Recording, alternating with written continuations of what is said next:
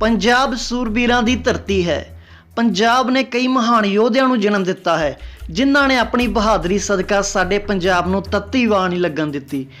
इन्हां महान योद्धियां दे नाम इतिहास दे पन्निਆਂ ते सुनहरी अखरां विच दर्ज हन अते हमेशा रहणगे। कौम खातर लड़न वाले इन्हां योद्धियां विचों एक सन जरनैल हरी सिंह नलवा जी, जिन्हां ने अफगान तक अपना राज स्थापित किया अते नामुमकिन नूं मुमकिन कर विखाया। ਅੱਜ ਅਸੀਂ ਜਰਨੈਲ ਹਰੀ ਸਿੰਘ ਨਲਵਾ ਦੀ ਜੀਵਨੀ ਅਤੇ ਉਹਨਾਂ ਦੇ ਕੁਝ ਬਹਾਦਰੀ ਭਰੇ ਕਿੱਸੇ ਤੁਹਾਨੂੰ ਦੱਸਾਂਗੇ। ਸਤਿ ਸ੍ਰੀ ਅਕਾਲ ਜੀ, ਦੇਸੀ ਐਂਟਰਟੇਨਰਸ ਵਿੱਚ ਤੁਹਾਡਾ ਸਵਾਗਤ ਹੈ। ਹਰੀ ਸਿੰਘ ਨਲਵਾ ਜੀ ਦਾ ਜਨਮ 2 ਅਪ੍ਰੈਲ 1791 ਨੂੰ ਗੁਜਰਾਂਵਾਲਾ ਵਿੱਚ ਹੋਇਆ ਸੀ, ਜੋ ਹੁਣ ਪਾਕਿਸਤਾਨ ਵਿੱਚ ਹੈ। ਇਹਨਾਂ ਦੇ ਪਿਤਾ ਦਾ ਨਾਮ ਸਰਦਾਰ ਗੁਰਦਿਆਲ ਸਿੰਘ ਜੀ ਸੀ ਅਤੇ ਇਹਨਾਂ ਦੀ ਮਾਤਾ ਦਾ ਨਾਮ ਬੀਬੀ ਧਰਮ ਕੌਰ ਜੀ ਸੀ। ਹਰੀ ਸਿੰਘ ਨਲਵਾ ਜੀ ਦੇ ਦਾਦਾ ਜੀ ਸਰਦਾਰ ਬਿਸ਼ਨ ਸਿੰਘ ਜੀ ਕੋਪਰ ਹੀਰਾ ਨਾਮ ਦੇ ਸਥਾਨ ਤੇ ਅਹਿਮਦ ਸ਼ਾਹ ਅਬਦਾਲੀ ਨਾਲ ਲੜਦੇ ਸ਼ਹੀਦ ਹੋ ਗਏ ਸਨ। ਇਹਨਾਂ ਦਾ ਬਚਪਨ ਦਾ ਨਾਮ ਹਰੀ ਸਿੰਘ ਸੀ ਅਤੇ ਨਲਵਾ ਬਾਅਦ ਵਿੱਚ ਮਹਾਰਾਜਾ ਰਣਜੀਤ ਸਿੰਘ ਦੁਆਰਾ ਰੱਖਿਆ ਗਿਆ, ਜਿਸ ਦਾ ਕਿੱਸਾ ਤੁਹਾਨੂੰ ਅੱਗੇ ਦੱਸਾਂਗੇ। ਹਰੀ ਸਿੰਘ ਜੀ ਦੇ ਪਿਤਾ ਉਹਨਾਂ ਦੇ ਬਚਪਨ ਵਿੱਚ ਹੀ ਅਕਾਲ ਚਲਾਣਾ ਕਰ ਗਏ ਸਨ, ਜਦੋਂ ਉਹਨਾਂ ਦੀ ਉਮਰ ਮਹਿਜ 7 ਸਾਲ ਦੇ ਕਰੀਬ ਸੀ। ਬਾਅਦ ਵਿੱਚ ਬੀਬੀ ਧਰਮ ਕੌਰ ਜੀ ਇਹਨਾਂ ਨੂੰ ਲੈ ਕੇ ਪੇਕੇ ਪਿੰਡ ਆ ਗਈ ਅਤੇ ਉੱਥੇ ਹੀ ਹਰੀ ਸਿੰਘ ਜੀ ਨੇ ਆਪਣੀ ਮੁੱਢਲੀ ਸਿੱਖਿਆ ਪ੍ਰਾਪਤ ਕੀਤੀ ਅਤੇ ਨਾਲ-ਨਾਲ ਘੋੜਸਵਾਰੀ, ਤਲਵਾਰਬਾਜ਼ੀ ਅਤੇ ਤੀਰਅੰਦਾਜ਼ੀ ਸਿੱਖੀ। ਉਸ ਸਮੇਂ ਪੰਜਾਬ ਵਿੱਚ ਮਹਾਰਾਜਾ ਰਣਜੀਤ ਸਿੰਘ ਜੀ ਦਾ ਰਾਜ ਸੀ। ਮਹਾਰਾਜਾ ਹਰ ਬਸੰਤ ਪੰਚਮੀ ਤੇ ਇੱਕ ਦਰਬਾਰ ਲਗਾਉਂਦੇ ਸਨ, ਜਿੱਥੇ ਨੌਜਵਾਨਾਂ ਵਿੱਚ ਉਤਸ਼ਾਹ ਵਧਾਉਣ ਲਈ ਉਹਨਾਂ ਵਿੱਚ ਮੁਕਾਬਲੇ ਕਰਵਾਏ ਜਾਂਦੇ ਸਨ, ਜਿੱਥੇ ਨੌਜਵਾਨ ਆਪਣੀ ਤਲਵਾਰਬਾਜ਼ੀ, ਘੋੜਸਵਾਰੀ ਅਤੇ ਹੋਰ ਕਈ ਤਰ੍ਹਾਂ ਦੇ ਹਥਿਆਰਾਂ ਦਾ ਜ਼ੋਰ ਦਿਖਾਇਆ ਕਰਦੇ ਸਨ। ਹਰੀ ਸਿੰਘ ਜੀ ਜਦੋਂ 15 ਸਾਲ ਦੇ ਸਨ ਤਾਂ ਇਹ ਵੀ ਮਹਾਰਾਜਾ ਰਣਜੀਤ ਸਿੰਘ ਦੇ ਦਰਬਾਰ ਪਹੁੰਚ ਗਏ ਅਤੇ ਇਹਨਾਂ ਵੀ ਆਪਣੇ ਜ਼ੋਹਰ ਦਿਖਾਏ। ਉੱਥੇ ਉਹ ਘੋੜਸਵਾਰੀ ਦੇ ਨਾਲ-ਨਾਲ ਇੱਕ ਵੱਖਰੇ ਤਰੀਕੇ ਨਾਲ ਤਲਵਾਰ ਚਲਾ ਰਹੇ ਸੀ, ਜੋ ਸਭ ਤੋਂ ਅਲੱਗ ਸੀ।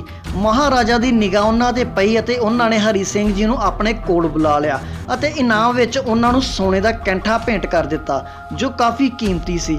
ਉਸ ਸਮੇਂ ਤੱਕ ਉਹਨਾਂ ਦਾ ਨਾਮ ਸਿਰਫ ਹਰੀ ਸਿੰਘ ਸੀ। ਮਹਾਰਾਜਾ ਨੇ ਉਹਨਾਂ ਨੂੰ ਆਪਣੀ ਫੌਜ ਵਿੱਚ ਸ਼ਾਮਲ ਕਰ ਲਿਆ, ਜਿਸ ਤੋਂ ਬਾਅਦ ਸ਼ੁਰੂ ਹੋਇਆ ਉਹਨਾਂ ਦਾ ਬਹਾਦਰੀ ਭਰਿਆ ਸਫ਼ਰ। ਹਰੀ ਸਿੰਘ ਜੀ ਦਾ ਇੱਕ ਕਿੱਸਾ ਬਹੁਤ ਮਸ਼ਹੂਰ ਹੈ। ਇੱਕ ਵਾਰ ਜਦੋਂ ਹਰੀ ਸਿੰਘ ਜੀ ਮਹਾਰਾਜਾ ਰਣਜੀਤ ਹੋਣਾ ਨਾਲ ਜੰਗਲ ਵਿੱਚੋਂ ਜਾ ਰਹੇ ਸਨ ਤਾਂ ਅਚਾਨਕ ਇੱਕ ਸ਼ੇਰ ਉਹਨਾਂ ਦੇ ਸਾਹਮਣੇ ਆ ਗਿਆ। ਹਮਲਾ ਕਰਨ ਦੇ ਇਰਾਦੇ ਨਾਲ ਸ਼ੇਰ ਉਹਨਾਂ ਵੱਲ ਦੇਖ ਕੇ ਦਹਾੜਨ ਲੱਗਾ। ਮਹਾਰਾਜਾ ਰਣਜੀਤ ਸਿੰਘ ਸ਼ੇਰ ਦਾ ਮੁਕਾਬਲਾ ਕਰਨ ਲਈ ਆਪਣੇ ਘੋੜੇ ਤੋਂ ਉਤਰੇ ਤਾਂ ਹਰੀ ਸਿੰਘ ਜੀ ਨੇ ਮਹਾਰਾਜਾ ਨੂੰ ਕਿਹਾ, ਤੁਹਾਡੇ ਨਾਲੋਂ ਪਹਿਲਾਂ ਮੈਂ ਇਸ ਸ਼ੇਰ ਨਾਲ ਲੜਾਂਗਾ।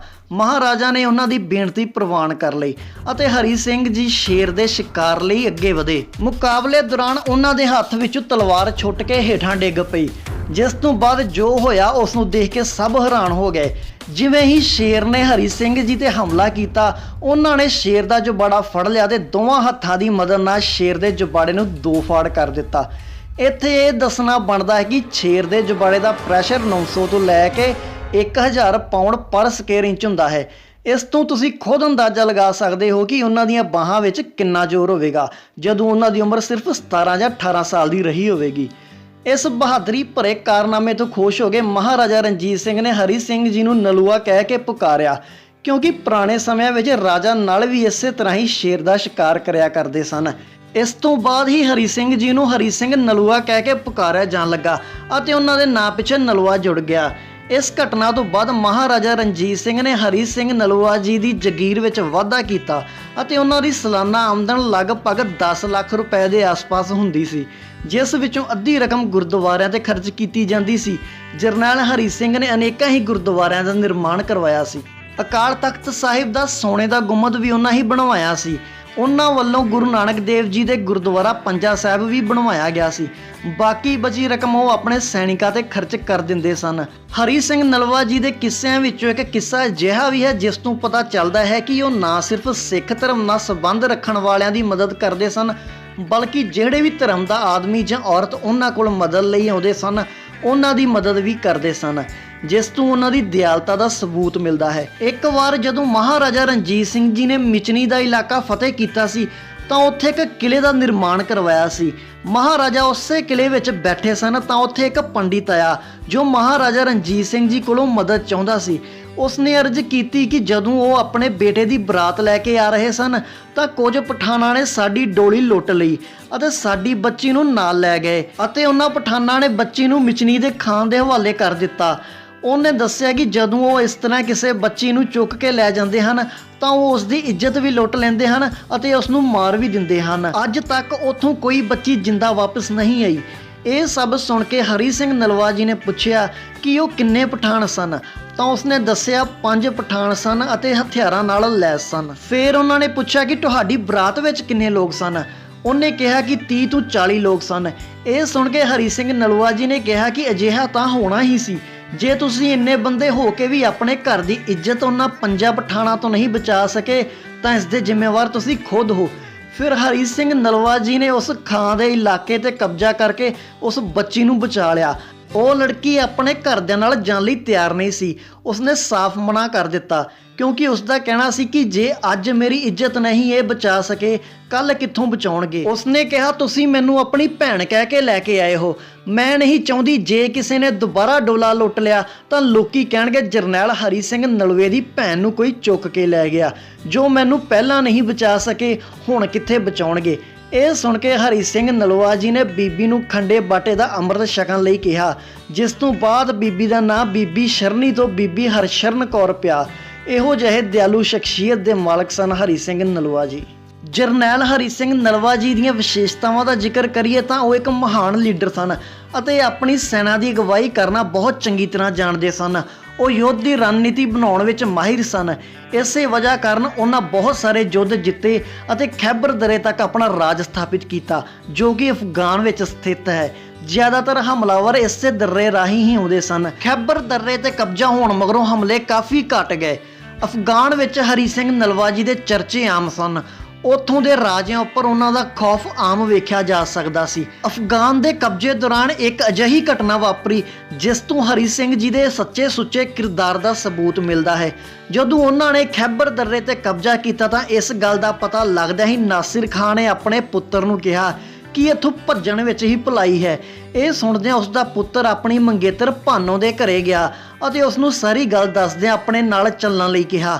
ਸਿੱਖਾਂ ਦੇ ਜਰਨੈਲ ਦੀਆਂ ਗੱਲਾਂ ਸੁਣ ਕੇ ਉਸ ਦੇ ਮਨ ਵਿੱਚ ਹਰੀ ਸਿੰਘ ਨਲਵਾ ਜੀ ਨੂੰ ਮਿਲਣ ਦੀ ਚਾਹ ਆਉਣ ਲੱਗੀ। ਉਹ ਵੇਖਣਾ ਚਾਹੁੰਦੀ ਸੀ ਕੌਣ ਹੈ ਉਹ ਬਹਾਦਰ ਹਰੀ ਸਿੰਘ ਨਲਵਾ ਜਿਸ ਨੇ ਮੇਰੇ ਮੰਗੇਤਰ ਨੂੰ ਭਾਜਣਾ ਪਾ ਦਿੱਤੀਆਂ। ਅਖੀਰ ਉਹ ਜਰਨੈਲ ਨੂੰ ਮਿਲਣ ਤੁਰ ਪਈ। ਹਰੀ ਸਿੰਘ ਨਲਵਾ ਜੀ ਇੱਥੇ ਇੱਕ ਟੈਂਟ ਵਿੱਚ ਰੁਕੇ ਸਨ ਅਤੇ ਕਿਲੇ ਦਾ ਨਿਰਮਾਣ ਕਰਵਾ ਰਹੇ ਸਨ। ਭਾਨੋ ਉਹਨਾਂ ਦੇ ਟੈਂਟ ਵਿੱਚ ਪਹੁੰਚ ਗਈ ਅਤੇ ਪੁੱਛਣ ਲੱਗੀ ਕਿ ਤੁਸੀਂ ਹੀ ਸਿੱਖਾਂ ਦੇ ਜਰਨੈਲ ਹੋ ਜਿਸ ਦੇ ਚਰਚੇ ਦੂਰ ਦੂਰ ਤੱਕ ਮਸ਼ਹੂਰ ਨੇ। ਜਵਾਬ ਵਿੱਚ ਉਹਨਾਂ ਕਿਹਾ, ਅਸੀਂ ਤਾਂ ਨਾਨਕ ਦੇ ਪੁੱਤਰ ਹਾਂ, ਤੁਸੀਂ ਦੱਸੋ ਤੁਹਾਡਾ ਕਿਵੇਂ ਆਉਣਾ ਹੋਇਆ। ਫਿਰ ਭਾਨੋ ਕਹਿਣ ਲੱਗੀ ਕਿ ਮੈਂ ਚਾਹੁੰਦੀ ਹਾਂ ਮੇਰੀ ਕੁੱਖ ਚੋਂ ਵੀ ਤੁਹਾਡੇ ਵਰਗਾ ਬਹਾਦਰ ਪੈਦਾ ਹੋਵੇ। ਇਸ ਦੇ ਪਿਛਲਾ ਕਾਰਨ ਇਹ ਵੀ ਸੀ ਕਿ ਉਹ ਹਰੀ ਸਿੰਘ ਜੀ ਦਾ ਅਕਸ ਖਰਾਬ ਕਰਨਾ ਚਾਹੁੰਦੀ ਸੀ ਜਿਸ ਦਾ ਫਾਇਦਾ ਪਠਾਨਾਂ ਨੂੰ ਹੋਣਾ ਸੀ। ਪਰ ਹਰੀ ਸਿੰਘ ਜੀ ਉਸ ਦੀਆਂ ਗੱਲਾਂ ਵਿੱਚ ਆਉਣ ਵਾਲੇ ਕਿੱਥੇ ਸਨ। ਉਹਨਾਂ ਨੇ ਜਵਾਬ ਦਿੱਤਾ, ਹਰੀ ਸਿੰਘ ਇੱਕ ਸੀ ਤੇ ਇੱਕ ਹੀ ਰਹੂਗਾ। ਹੁਣ ਤੁਸੀਂ ਇੱਥੋਂ ਜਾ ਸਕਦੇ ਹੋ। ਇਹ ਸੁਣ ਕੇ ਉਹ ਬੋਲੀ, ਮੈਂ ਤਾਂ ਸੁਣਿਆ ਸੀ ਜੋ ਵੀ ਤੁਹਾਡੇ ਕੋਲ ਮਦਦ ਦੀ ਆਸ ਵਿੱਚ ਆਉਂਦਾ ਹੈ ਉਹ ਖਾਲੀ ਨਹੀਂ ਜਾਂਦਾ।